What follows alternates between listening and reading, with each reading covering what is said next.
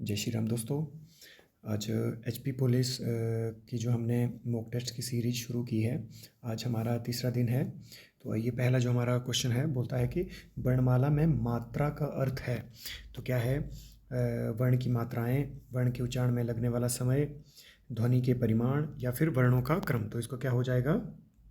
Option B, वर्ण के उच्चारण में लगने वाला समय, उसकी मात्रा, कम समय लगेगा या ज़्यादा। ठीक है, नेक्स्ट करते हैं।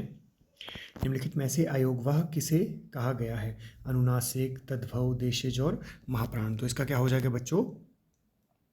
अयोगवाह किसे कहते हैं? अनुनासिक को। इसमें दो वर्ण आते हैं, एक आता है अंग और दूसरा आता है अह। यदि हम अंग की बात करें तो इसको अनुस्वार कहा जाता है, और इसकी बात करें तो इसको क्या कहा जाता है? विसर्ग कहा जाता है। नेक्स्ट क्वेश्चन करते हैं। बोलता है कि विसर्ग का उच्चारण किसकी तरह होता है? तो यहाँ क्या बोल रहा है बच्चों? ह की तरह, व की तरह, उपरोक्त दोनों या इनमें से कोई नहीं। तो जो आपकी विसर्ग हैं उसका उपयोग कैसे होता है? ह की तरह। अगला क्वेश्चन करते हैं। इनमें से कौन ओष्ठ्य वर्ण है? उ है, ई है, ए है या ओ है। तो इसका क्या हो जाएगा बच्चों? ये स्वर इसमें उच्चारण के आधार पर पूछे जाते हैं, स्वर सबसे ज़्यादा पूछे जाते हैं। तो इसका क्या हो जाएगा? उ। ठीक है, अगला करते हैं। पत्नी का पर्यायवाची नहीं है, भार्या, कल्त्र, जाया या फिर महिला। तो इसका क्या हो जाएगा? ऑप्शन डी, महिला, क्योंकि महिला स्त्री का पर्यायवाची है, ना कि पत्नी का। नेक्स्ट करते हैं।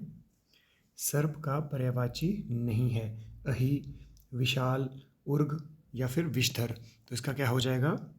विशाल। नेक्स्ट करते हैं।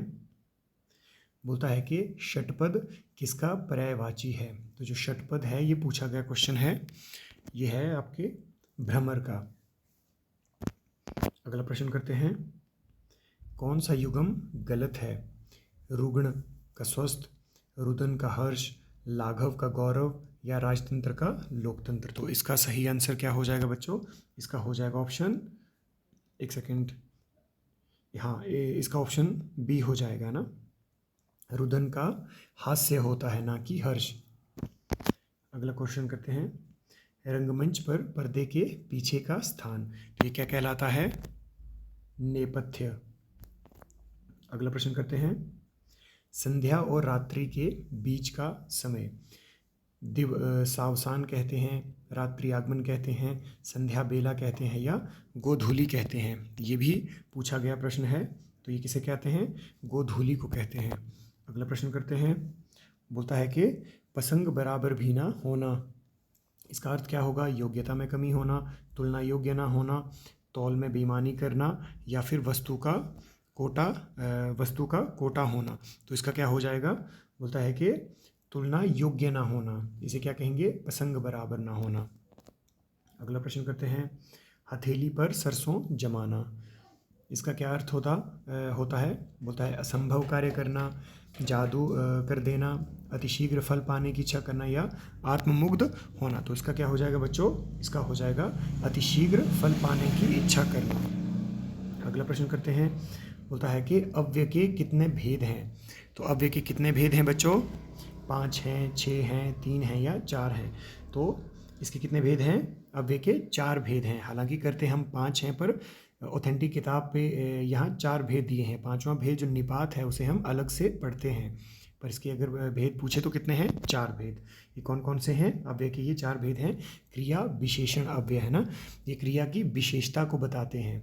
दूसरा है संबंध बोधक, ये किसी दो शब्दों के बीच में संबंधों को बताने का काम करते हैं। फिर बोलता है कि समुच्चय बोधक, समुच्चय बोधक अव्यय क्या होते हैं बच्चों?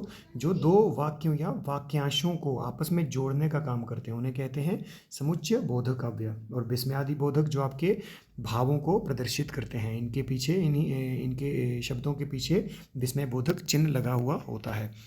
अगला प्रश्न करते हैं। बोलता है मैं प्रतिदिन किताब पढ़ता हूँ, इस वाक्य में क्रिया विशेषण शब्द है। तो क्या है? मैं, हूँ, पढ़ता या फिर प्रतिदिन। तो इसका क्या हो जाएगा बच्चों, ये बोलता है कि क्रिया विशेषण प्रतिदिन, ऑप्शन डी हो जाएगा। ये किस चीज़ को दिखा रहा है, ये प्रतिदिन मतलब हर समय है ना, ये काल को दिखा रहा है प्रतिदिन। ठीक है, अगला करते हैं।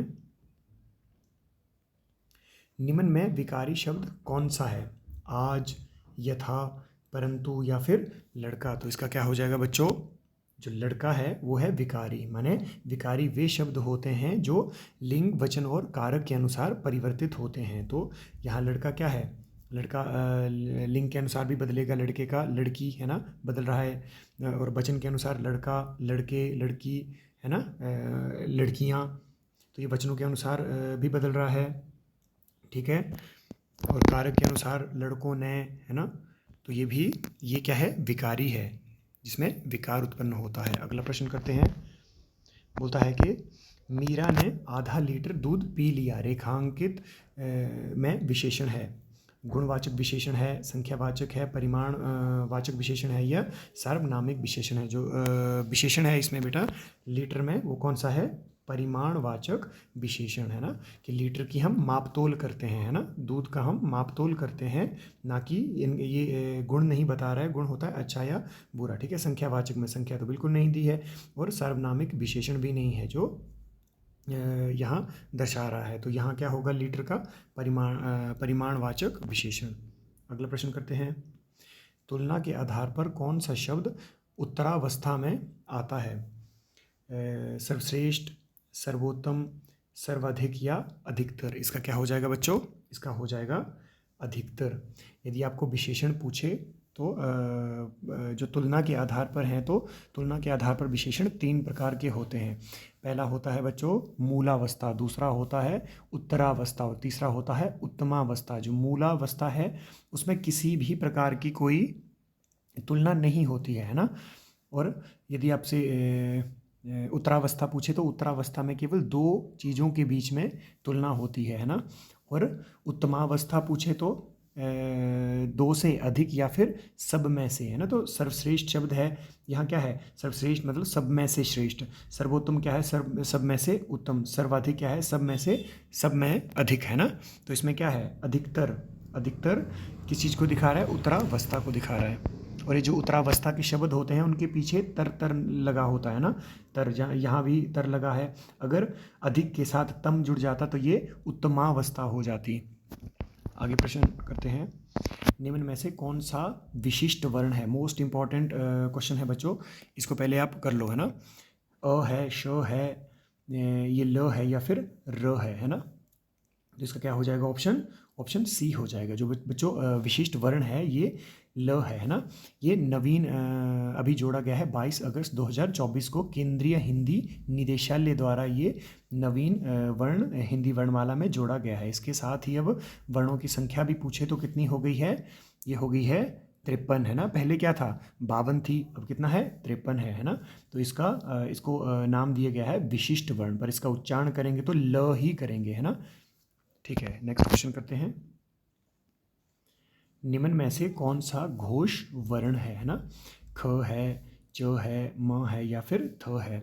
यहाँ अघोष और घोष, यदि हम अघोष की बात करें तो प्रत्येक वर्गीय व्यंजन का पहला और दूसरा, है ना, पहला और दूसरा। यहाँ ख करें तो यह अघोष में आ रहा है ना, और घोष की बात करें तो प्रत्येक वर्गीय व्यंजन का तीसरा, चौथा और पांचवा, है ना। ख क्या है, ये दूसरा है तो ये नहीं होगा। च क्या है, च वर्ग का पहला है तो ये भी नहीं होगा। और यहाँ थ भी दूसरा है, तो ये 3 तो नहीं आ रहे हैं, तो इसमें क्या आएगा, म, है ना। ये क्या हो जाएगा, इसका ऑप्शन सी। लास्ट क्वेश्चन करते हैं बच्चों। अनुनासिक का संबंध होता है केवल नाक से, केवल मुंह से, नाक और मुंह से, या फिर ऑप्शन डी इनमें से कोई नहीं। तो यहाँ क्या हो जाएगा बच्चों, बोलता है अनुनासिक मतलब नाक और मुंह से, है ना। ठीक है बच्चों,